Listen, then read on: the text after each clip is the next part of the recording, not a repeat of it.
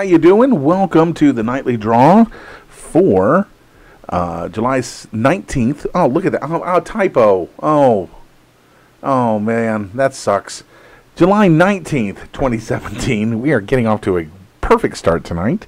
How you doing? The Crackpot cartoonist, John Lotshaw. We got some stuff I want to show you tonight. It's pretty. I hope it's going to be pretty cool. Because I haven't, I actually don't know.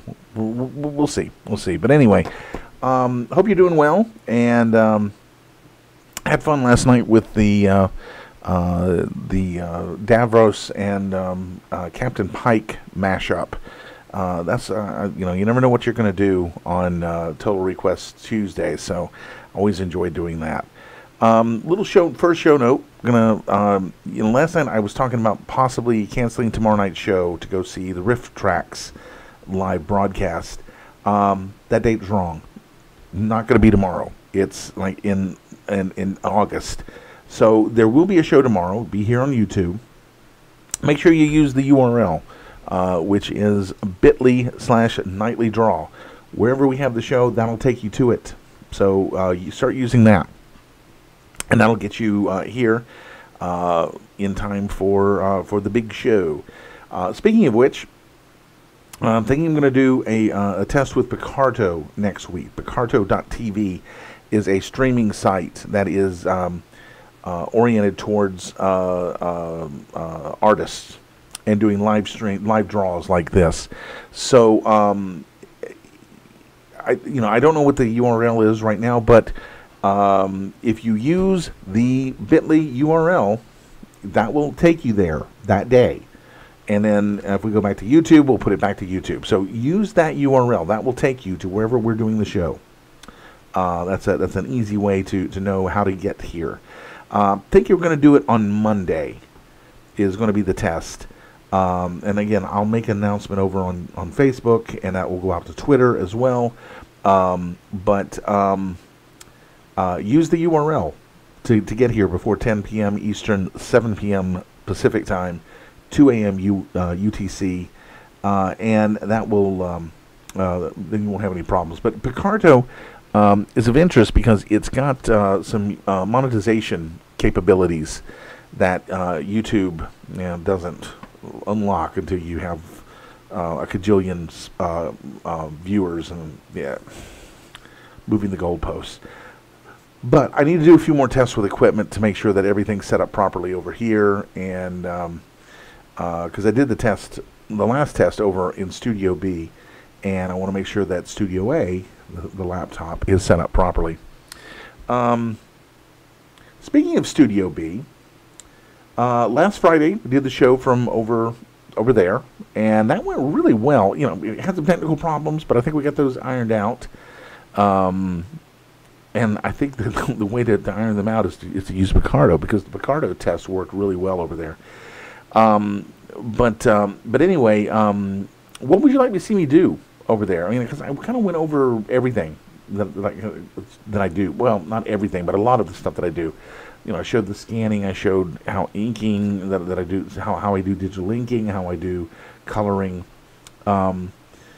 Maybe I don't know. Maybe.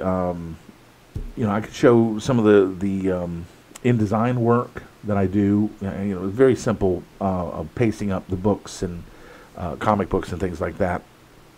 And so that's one possibility.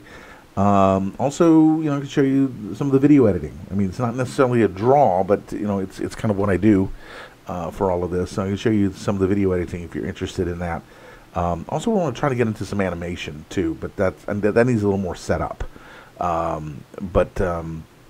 That's another possibility over there.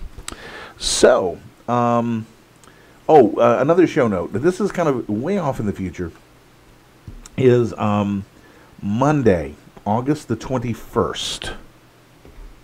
I know it's a month away, but I know that it's there. So, Tom, you do not want to see me hula dance. And, people watching this years from now are going to wonder, why did he suddenly say something about hula dancing? I will leave that mystery to history to ponder.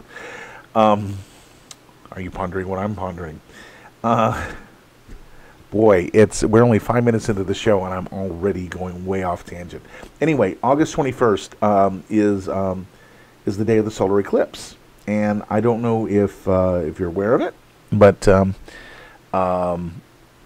we are going to have a solar eclipse that will be tracking across the continental United States on August the 21st, and it will be a total eclipse. As opposed to an annular eclipse. The path of totality is coming very close to where I live. Close enough that it's about an hour and a half drive to actually get in the path of totality. So I'm going to go do that because I went and looked up little facts about the eclipse. The last time there was a total eclipse like this that tracked across the continental United States like this was June 9th, 1919, 98 years ago. And the next total eclipse that will come across the United States will be in 2045. And I will be 88 years old when that happens, assuming that I'm here. And total eclipse of the heart. Who was it that sang that? Oh, jeez. Total eclipse of the heart. I can hear the song now. I'm gonna. Thanks, Tom. That's gonna be stuck in my head all night long. Thanks a pant load, buddy.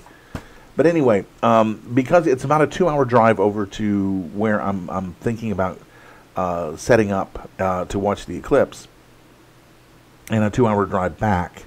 That's just too long. I mean, it's just not going to work out. I'm going to be very tired, and so not doing the show that night.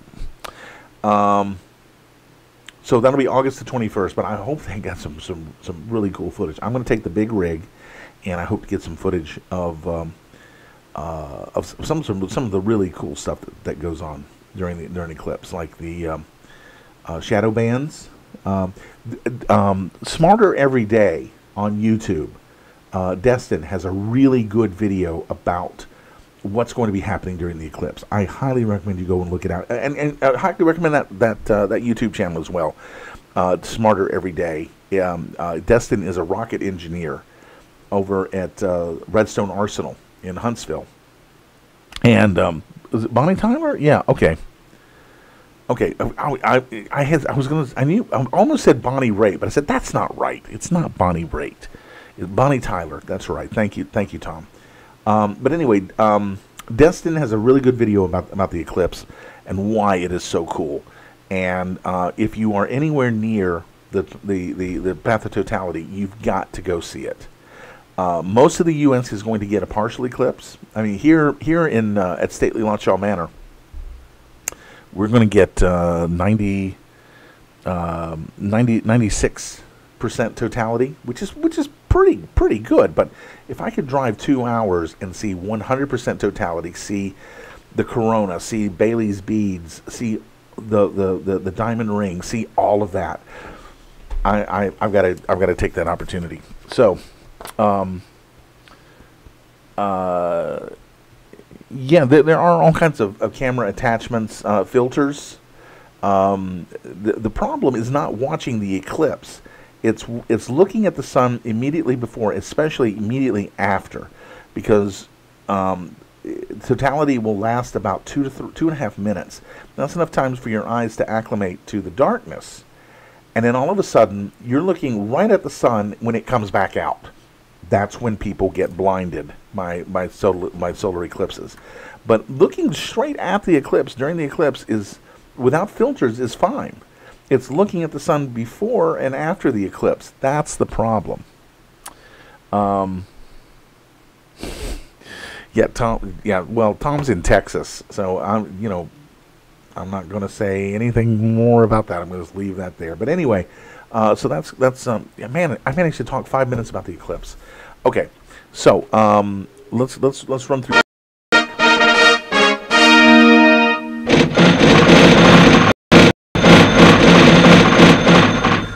Okay, yeah, here we go again. Patreon, patreon.com. We're going to have some new content going up this weekend.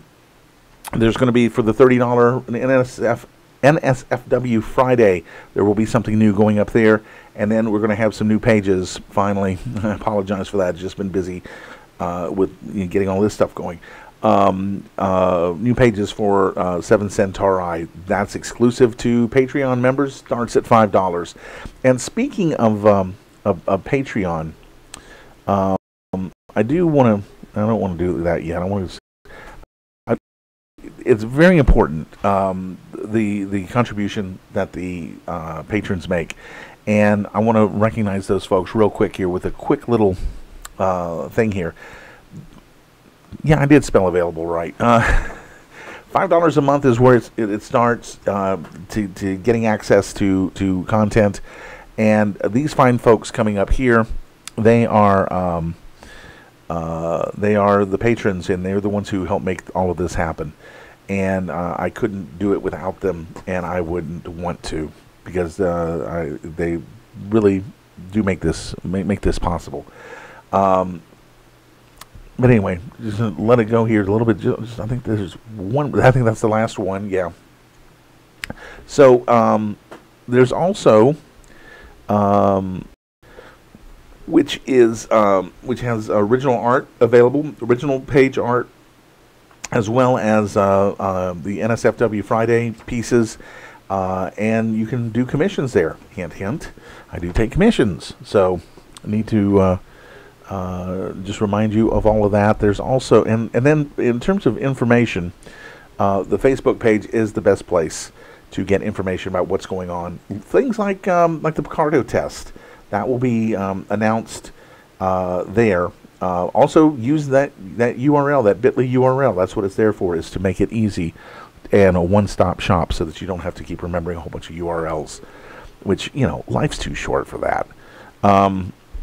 Book collections, the Year 1, Volume 1, Volume 2, which are available at Lulu. These are print-on-demand books collecting the first 4 stories of Accidental Centaurs, including the 100-page opus, not the magnum opus, but the opus, dictating the course, which is in the Volume 2. And there are digital versions that don't have dead trees involved, so they're a little more affordably priced. There's also the adult books, 3 volumes of that, 1, 2, and 3. And these are all print-on-demand, beautiful books. Digital versions available for those. So if you're interested in those, you can be able to order and take care of that. There's also Dragon Con coming up September 1st through 4th. That'll be here in Atlanta at the Merchandise Mart. And we will be... it used to be called Merchandise. America's Mart is what they call it now. I should know that. It's only been 20 years they've been calling it that. But we'll be in Building 3 in the Artist Alley, and they do a great job there with the Comics Alley and getting it organized. It's a fun show to do. I will be next to Bill Holbrook and the as I have said before, the Eisner-winning editor of Hogan's Alley magazine.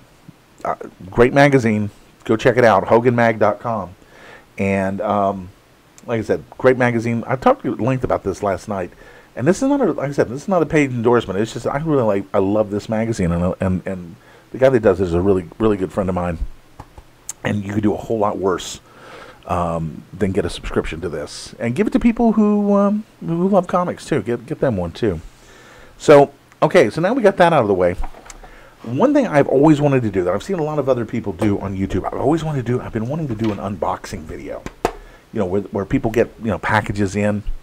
Well, I got a package in. Let me grab it here.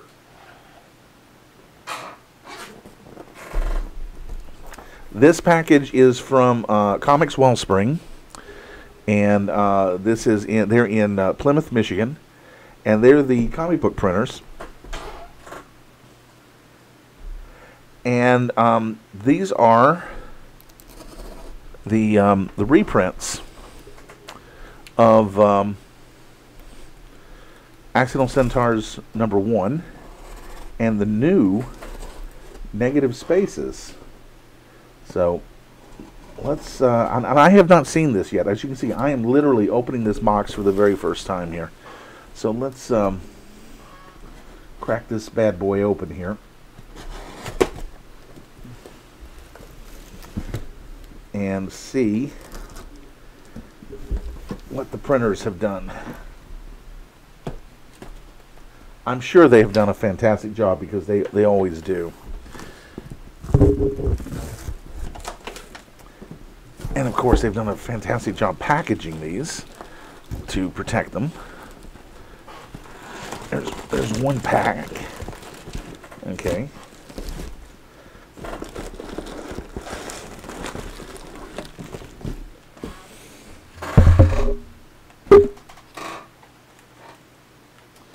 Okay, now as I've said, stay.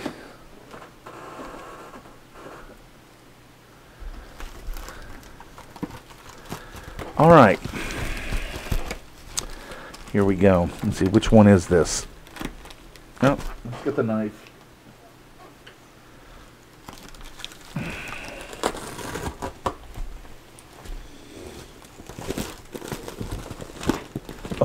I still don't know which one it is.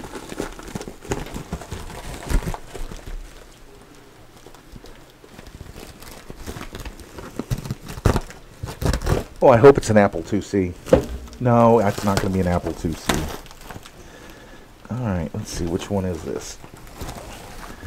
And I'm not deliberately drawing out the suspense because I just happened to pick it up like this. All right, here we go. Let's see which one this is. Okay.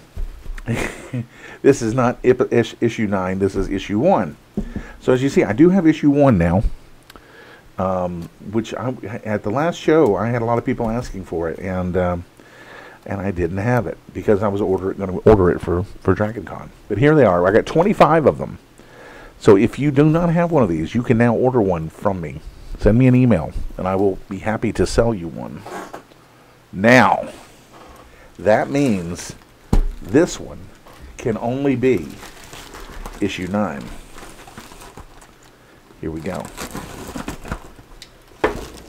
Oh, it is issue 9. Let's see.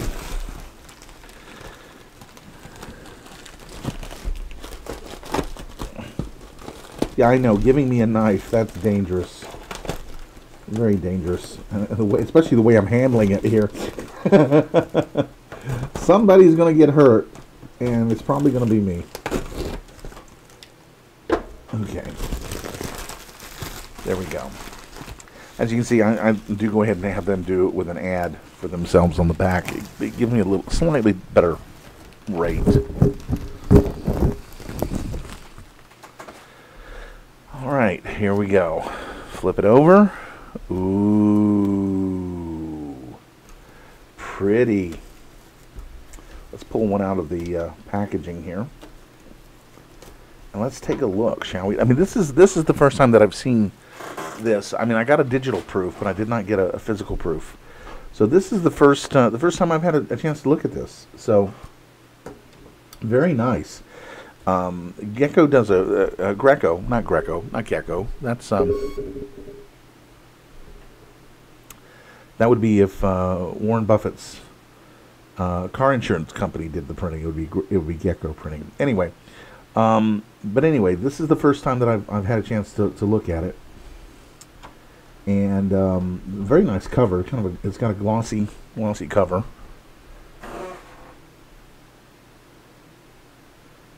And there we go. Wow, that came out. That looks really good. As you remember, this story is all dialogue. And oh, I just realized that I didn't draw the outlines around the rock of there. Oh well. I think I'll survive.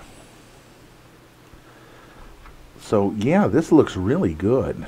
This looks really good. I don't know how it's looking on your end, but over here, I mean, it really looks fantastic. The colors really pop on this. Even the scenes that are very dark really do come out nice. Oh, look at that! That came out. That's nice. Oh, cool. You really can't tell this in the and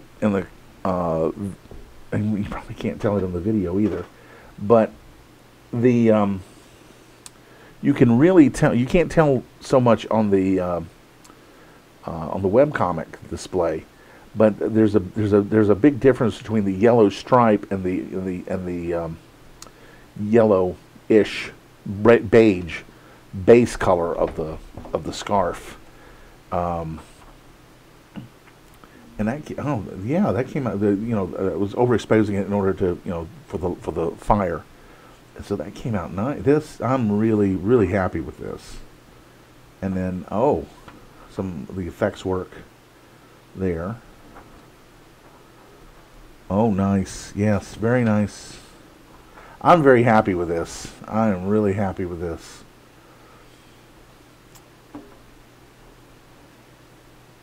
Okay. All right. There it is. Issue 9, Negative Spaces, now available. If you want a copy of this, send me an email. Let me know. I'm going to sell these $5 plus shipping. Just hold off a little bit because I need to get them, and this will give me more impetus to get it done. Doing a page on the Accidental Centaurs website that will be a commerce page for this, and that will be need to work on that this weekend and get that set up. Get this into Gumroad so that you can place your orders securely with a credit card. You can buy more than one issue if you like. There is I now have all of the issues of the comic back in stock. So so there we go. I'm really thrilled, and the cover came out so nice too. I'm really pleased with that cover. That just came out even better than it looked on the screen. But these guys, if you're interested in comics, these guys are they're fantastic. The prices are very reasonable because and it'll do short print runs because it's a print run of 25. So anyway, so there that is. Now, if you do have an Apple IIc that you want to get rid of, you just send that to me, and I'll be happy to because I want to start doing some computer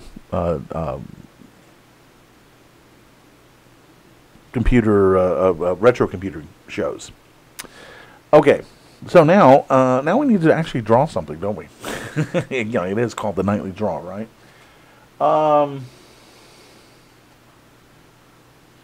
Let's see, what have I got over here? What have I got? Oh, that pile is going to come down around my knee. All right. So back over here, I need to do this panel, and I need to do background stuff. So let me adjust the microphone here, and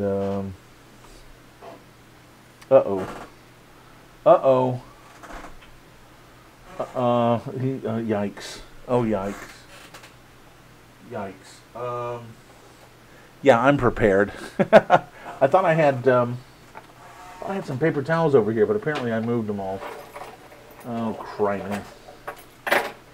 Glorioski, what a mess.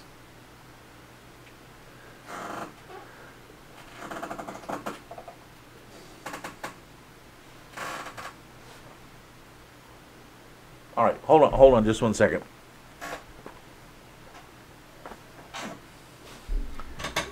Here, have some music while we're waiting.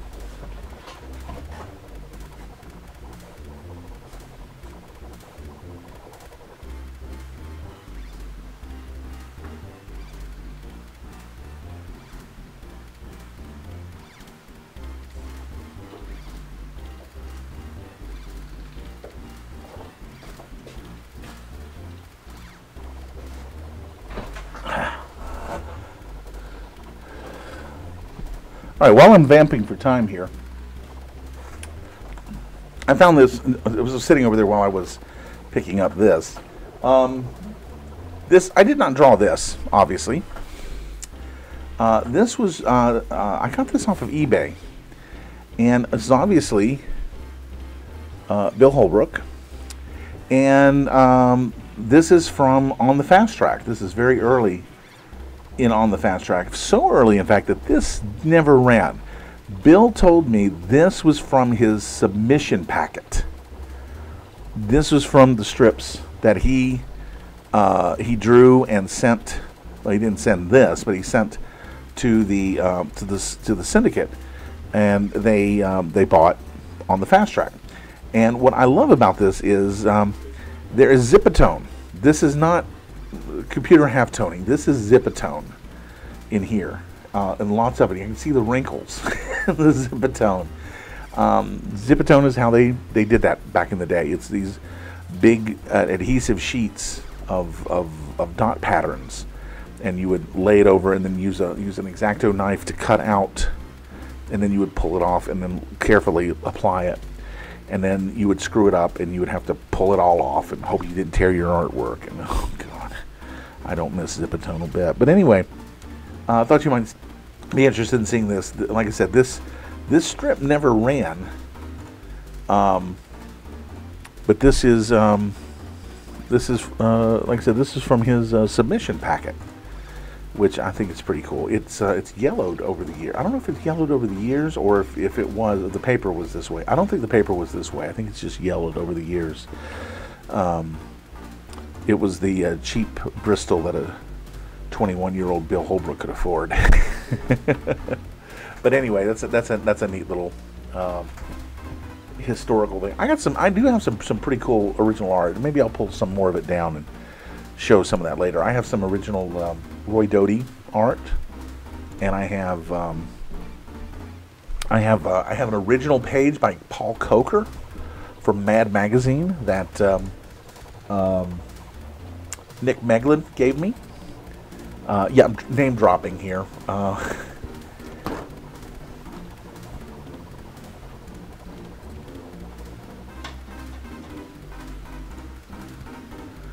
Okay.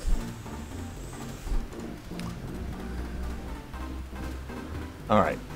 So what I'm going to do is I'm going to finish up her down here, and then put some stuff in the background.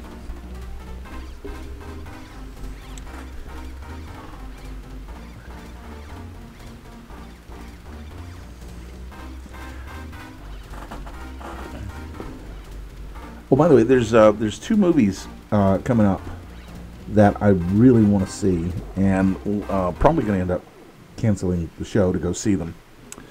One of them, is it opening this weekend? Is Valerian opening this weekend? Valerian and the City of a Thousand Planets. I really want to go see this. It is based on a European comic, and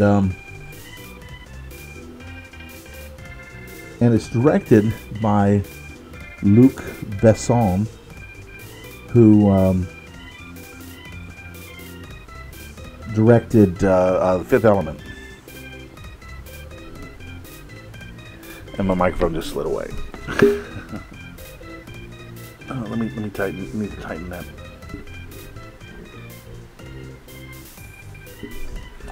Okay, there we go. And it just looks basically insane. I mean, you know, he directed Fifth Element, and which is, you know, that movie's bonkers. I love it. I really do. Gary Oldman in that movie is just so funny. He's like a cross between Lex Luthor and Elmer Fudd. And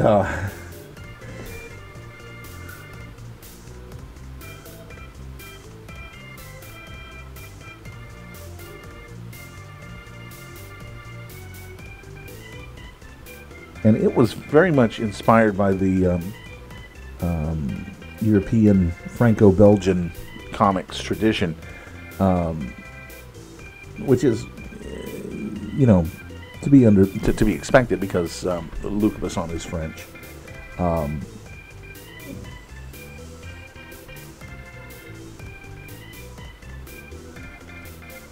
But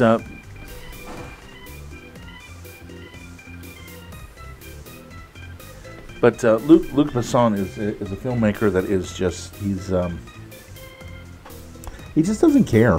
He doesn't care if you can't show that. He's gonna go ahead and do it anyway.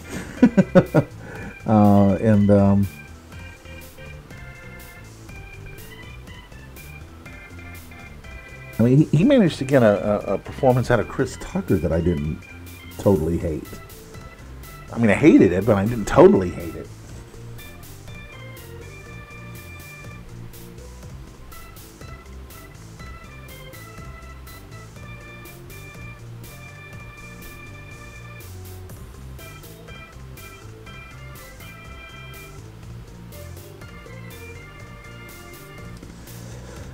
And one of the things I'm trying really hard to do with my inking. Well, Smurfs is from Peyo was Belgian, and it did come out of that same tradition of European comics, and it actually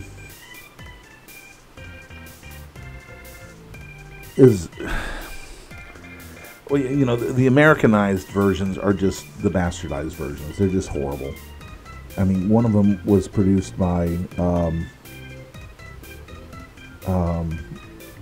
Hanna-Barbera. The other one stars Doogie Howser.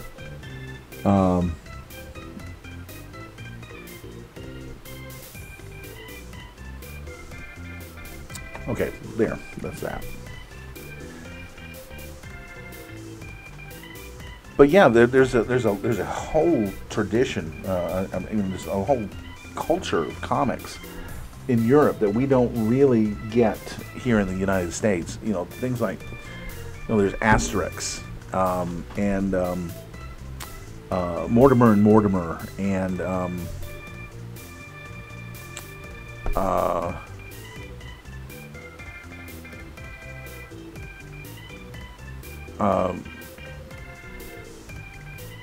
well, Valerian is another one. Then there's all the Italian comics. There's the Franco-Belgian, the Claire Ligny school.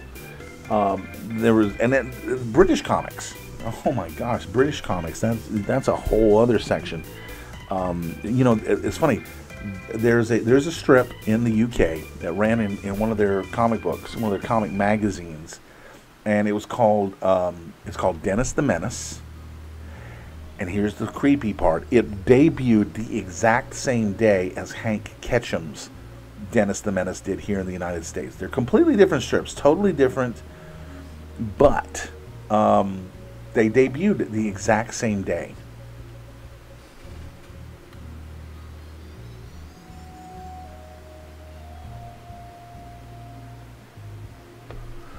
Yeah, that's right. The Black Smurfs, the Les Justemps Noir. Yeah, that's right.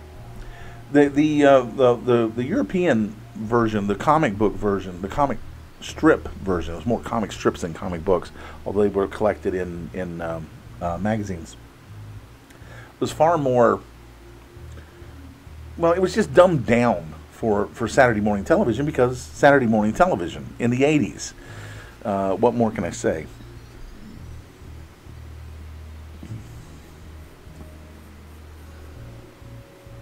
All right, now I need to put in some background type stuff, and we got them in a desert environment here.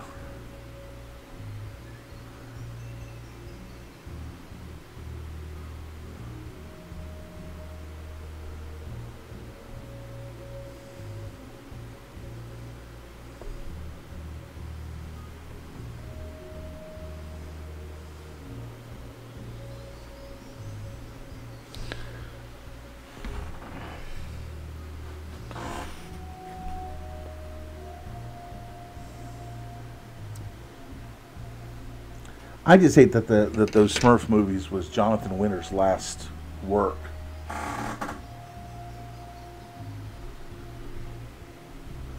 Let's see if I can erase some of this. Some of that, the smudge is going to come up.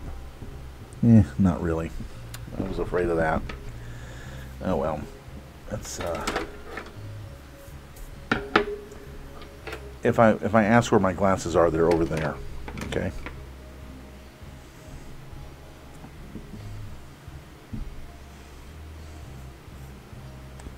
Actually, with that a little higher.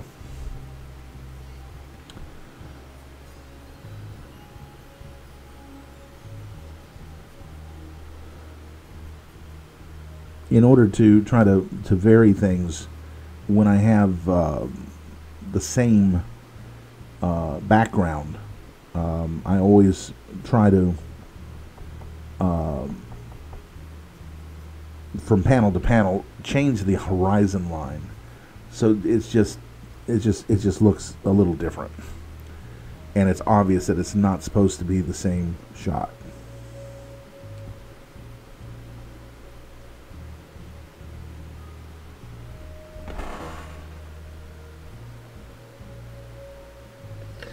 Hey, I remember that episode.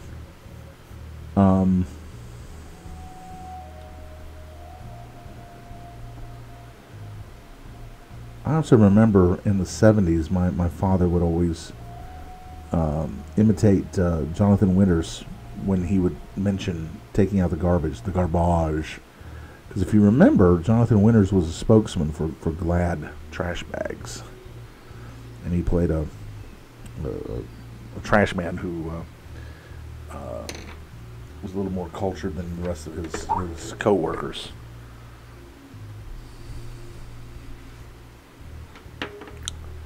My dad would always talk about time to take out the garbage, and it was from that that commercial. I think it was Glad. Was it Glad or Hefty? I can't remember, but it was one of the two of them.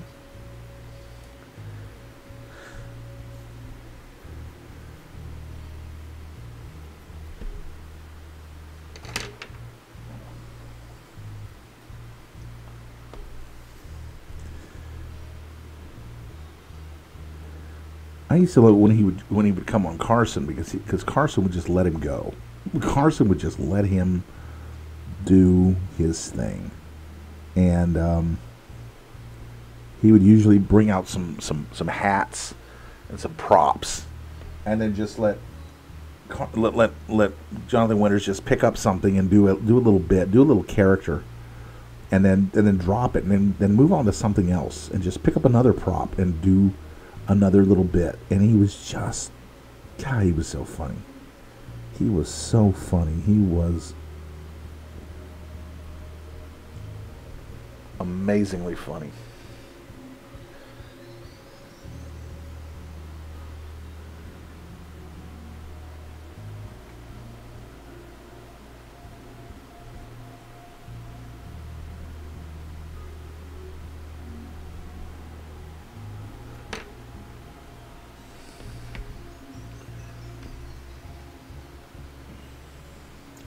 Now, I really don't have room to do it in here. I might work it in over here.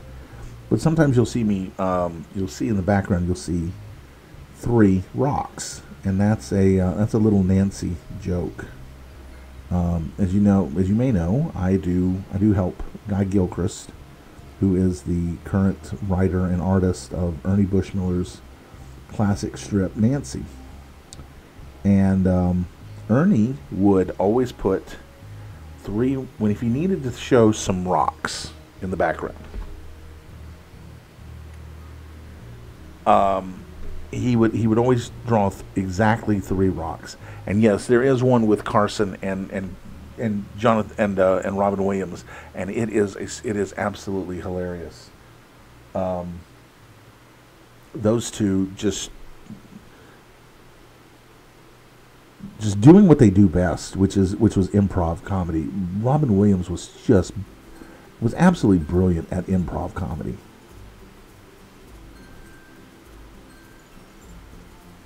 There really wasn't anybody who was was better. And you know, and there are a lot of great improv comics there, and a lot of great ones in the past. But Robin Williams, oh, he was amazing. He really was.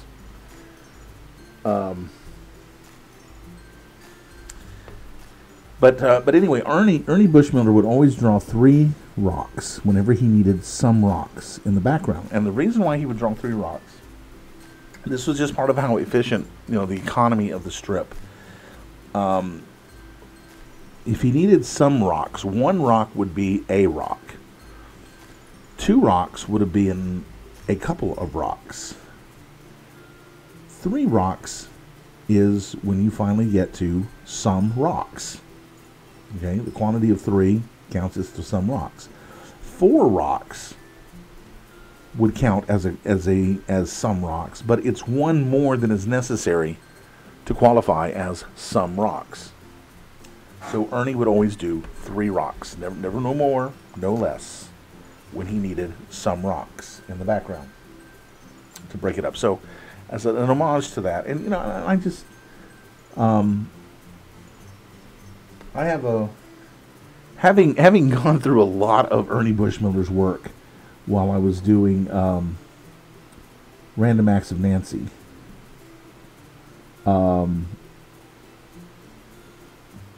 Which sadly is on a temporary hiatus, hopefully not a permanent one.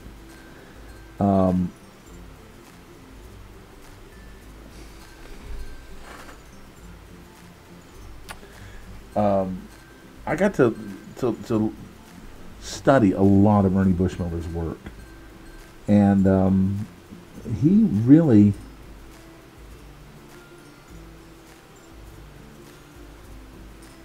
got the comic strip form down to the basics.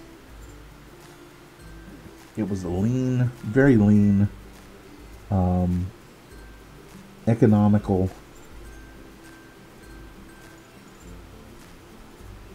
He always said that he did his comic strip for the gum chewers.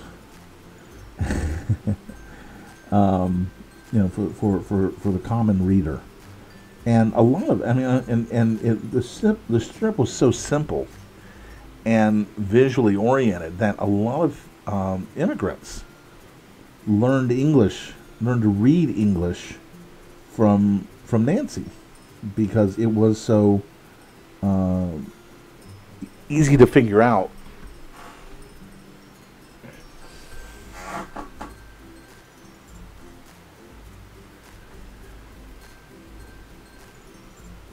Oh, another movie that I want to go see. Speaking of things that are easy to figure out or not, there's a movie coming out. I really want to see it. Apparently, it debuted at South by Southwest this year, and it's called The Disaster Artist. And it is a movie about the making of The Room.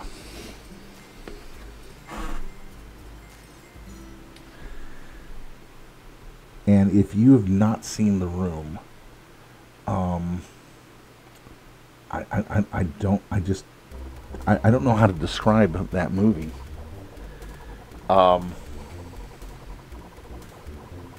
I've seen a lot of bad movies in my life, and some of them I watched deliberately. Okay, I've gone to, you know, I've seen Plan 9 from Outer Space in the theater. I've seen Glen or Glenda in a theater. I've gone to bad movie festivals where they showed these movies. I got dragged to the Transformers movies, one of them anyway. I don't know which one. They're all interchangeable.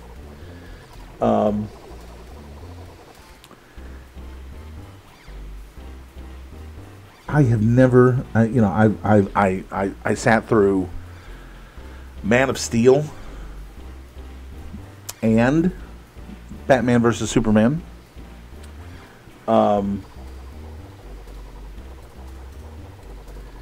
Yeah, I have never seen a film like The Room. It's,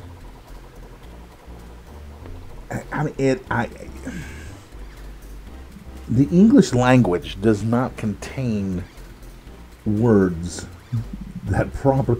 German might, and only by stringing together about 20 different German words.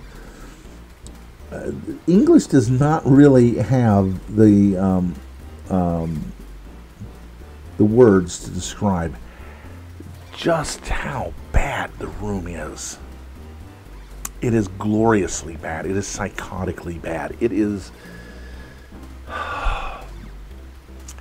a film that makes anything from Michael Bay look like Citizen Kane. It's staggeringly inept. And there's some hilarious stories about it. The trailer is hilarious. It stars James Franco as Tommy Wiseau, who is the auteur who concocted this steaming stink burger of a movie, and he self-financed it. And nobody knows where the money came from. Nobody knows where he really is from. He has got this. Yes, you're tearing me apart. Yes. Oh, hi, Mark. I did not hit her. You just, like I said, you've got to see this movie. It's like The Eclipse. It's this once in a lifetime opportunity that you cannot miss. You cannot go to your grave and not have seen this movie. And it's famous or infamous for this billboard that sat up for 5 years over a theater in Los Angeles where it had run, with this picture of Tommy Wiseau,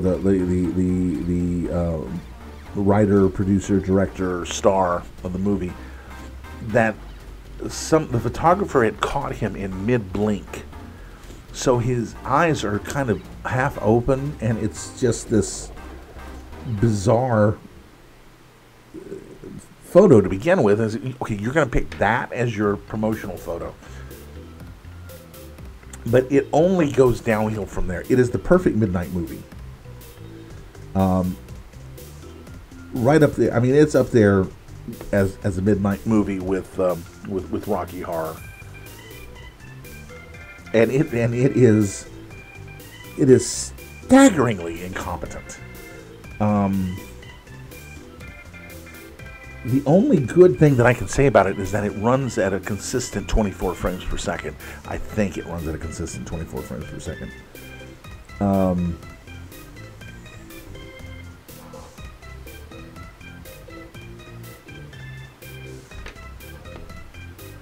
Well, what's staggering about it is that movie, he had 400 people on his payroll for this movie.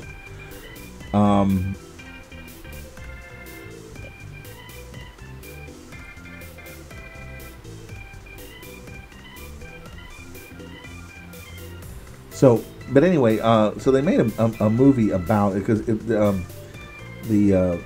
one of the actors in the film wrote a book that won a bunch of awards about the making of this movie, and James Franco is playing Tommy Wiseau, and the trailer is very funny. It's about them. Yes, it is worse than Manos, and Manos is bad. It's really bad. I mean, the only way to get through Manos is to watch the Mystery Science Theater version, and even they barely made it through it. And The Room is just beyond that. It's obvious that the crew just gave up. We don't care. He's paying us. We're gonna get our checks. I don't care. I just don't care. Nobody's gonna see this anyway.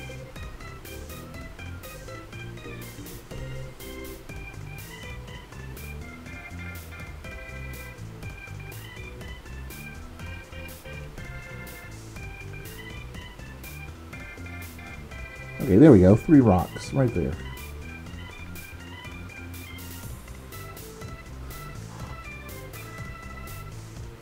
Manos, appropriately enough, was made by a fertilizer salesman.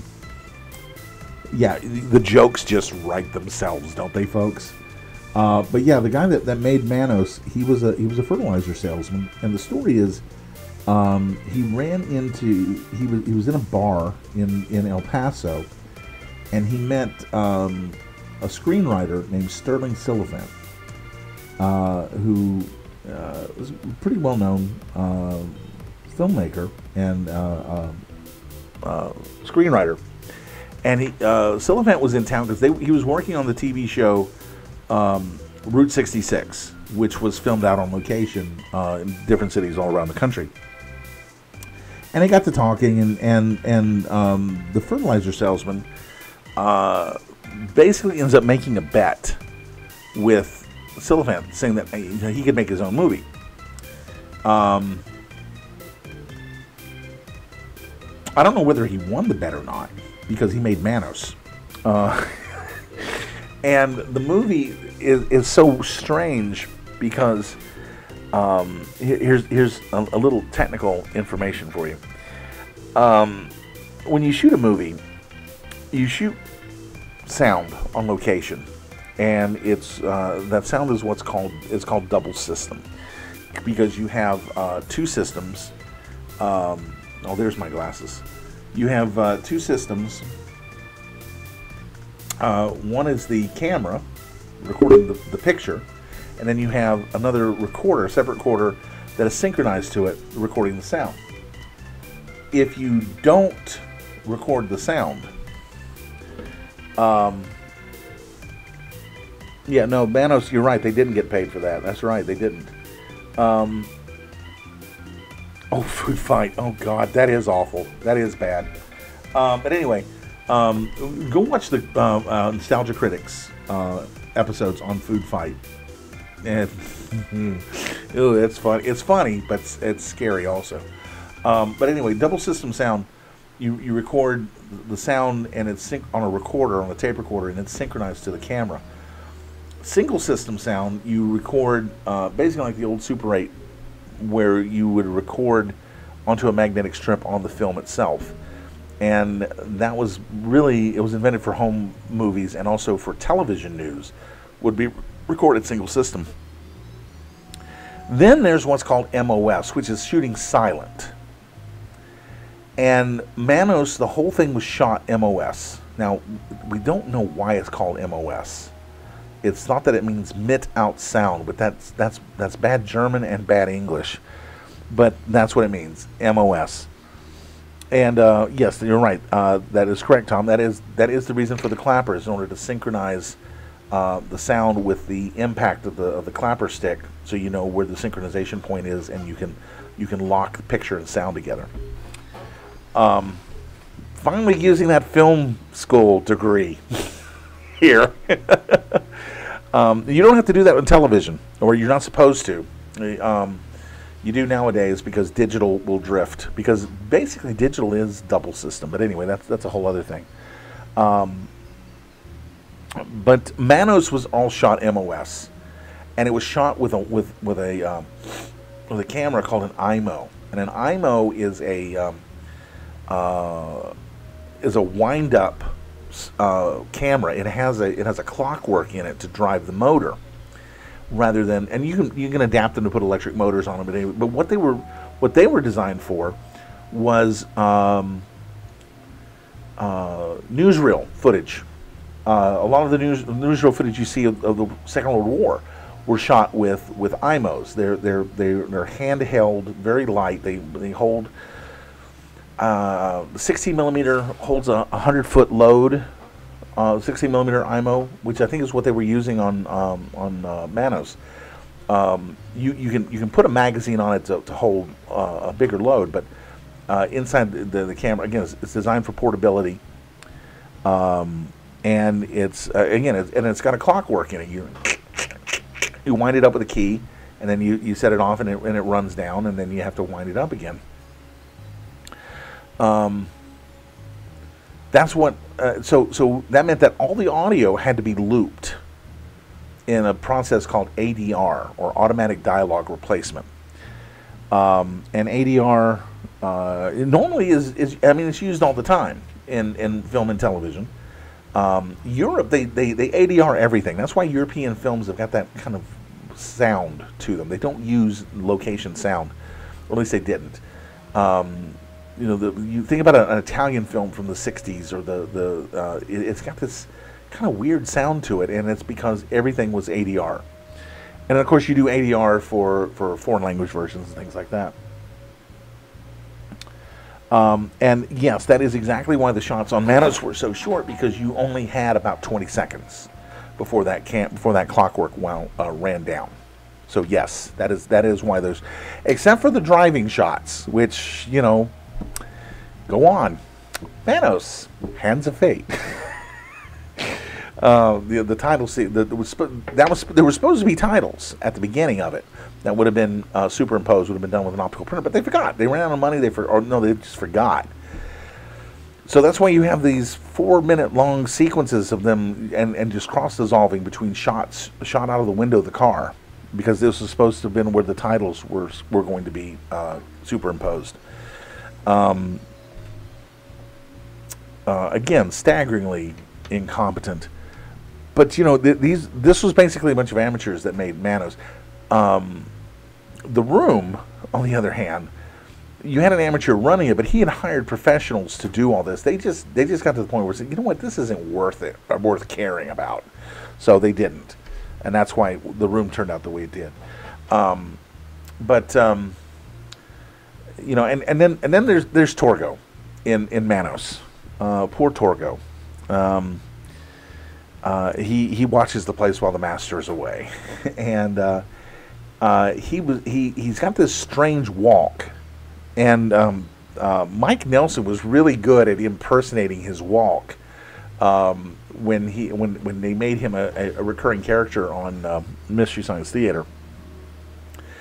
And the story is that the guy that played Torgo, the story has a tragic ending, unfortunately, but he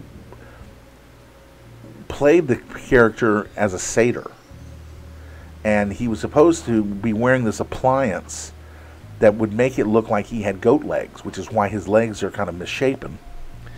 But he wore it wrong, and he said he couldn't walk around with it, which is why he's got that strange gait. You know, I've seen some people making things, footwear, appliances that you can that will simulate a digigrade or ungular in the case of this case. Allow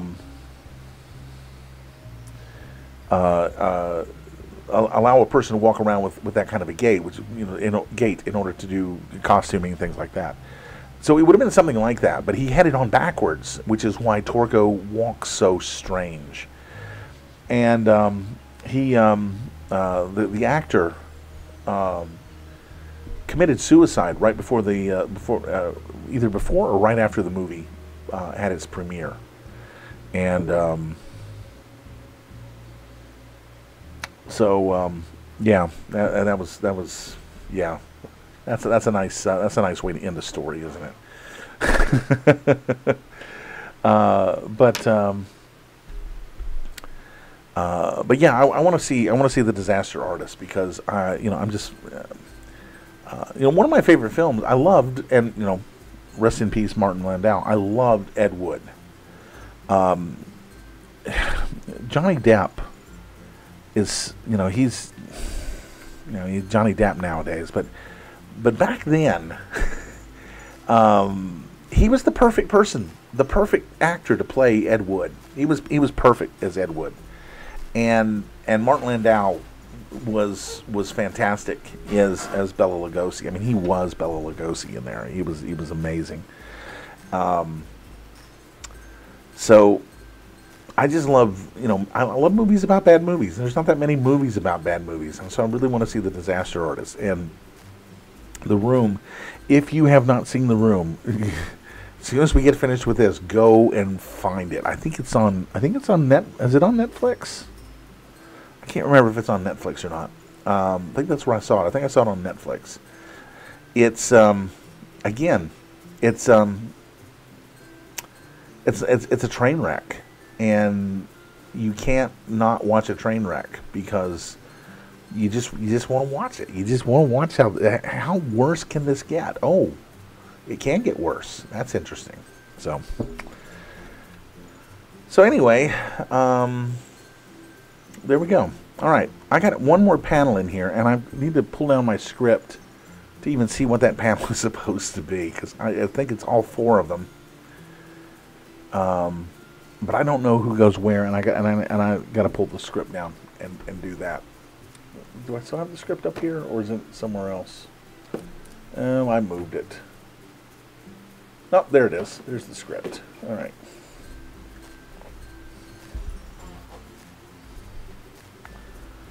Let's slide this out of the way so that the ink doesn't. It is not on Netflix. It is not. You know, I did see it on Netflix, but I think it's probably expired and moved off like a lot of movies tend to do. And of course that page is missing. Wouldn't you know it? I pulled that page. Oh, well, all right. I just have to go and look it up on the computer. I got a little ahead of myself in terms of... So there's 3,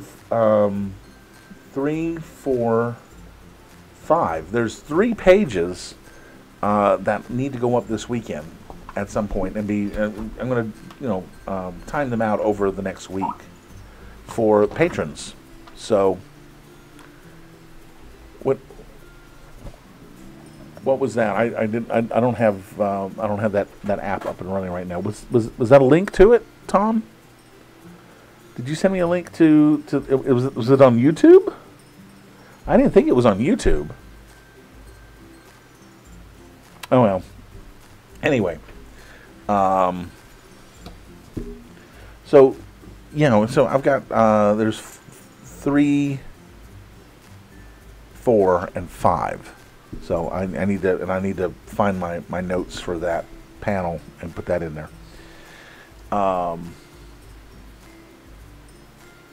Okay. So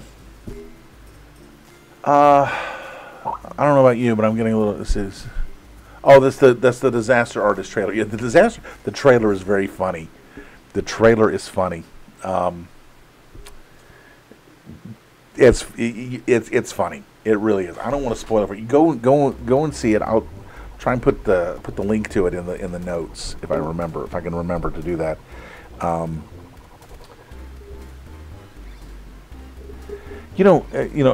Tom, you made a comment there about Uwe Boll.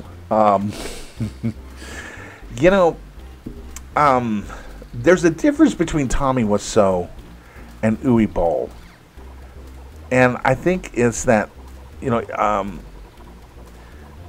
Wiseau, when the Nostalgia Critic did his review of The Room, he had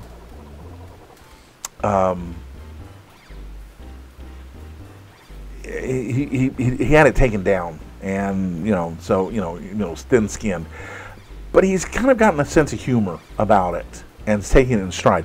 Uwe Boll has no sense of humor about how bad he is, and he's aggressively bad, and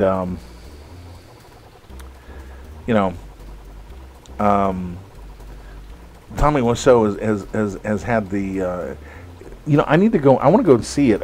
I don't have.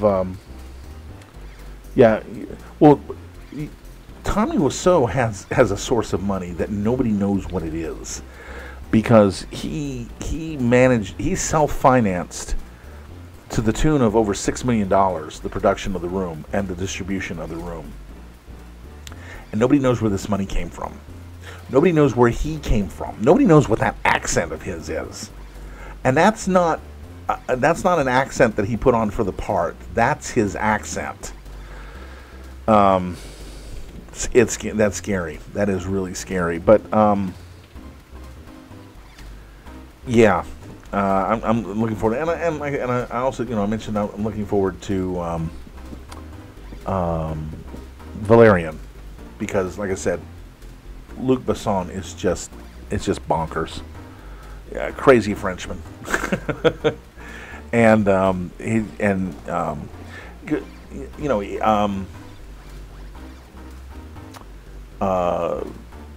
had Mobius, John Mobius Giraud, do a lot of the design work in Fifth Element, and it shows. I mean, it looks like Mobius.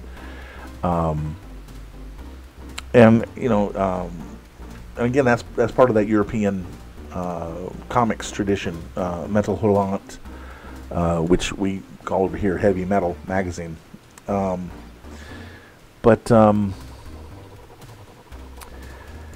Okay, well, you know, it's an hour and 7 minutes into this, so I don't know if there's anybody got any other questions, any topics. I've been rambling on. Heaven knows I've been rambling on. So if you got anything you want me to ramble on about, say so. Do want to remind you. Oh, drop the original Bill Holbrook art here.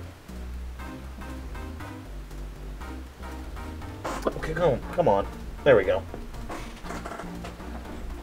I now have these, and nobody else has them. I'm the only one that has them. So if you want one, be looking for the link to purchase these this week, coming soon, very soon, very, very, very soon, to accidentalcentaurs.com, and all of them.